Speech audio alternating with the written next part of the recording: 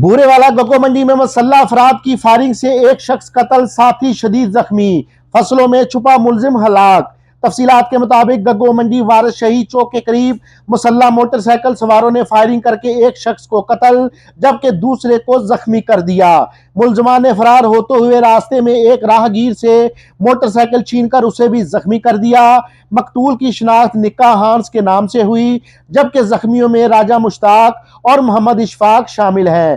مقتول کے ورثاء نے لاش تھانے کے سامنے قومی شاہراہ پر رکھ کر احتجاج شروع کر دیا جس سے گاڑیوں کی لمبی قطاریں لگ گئیں۔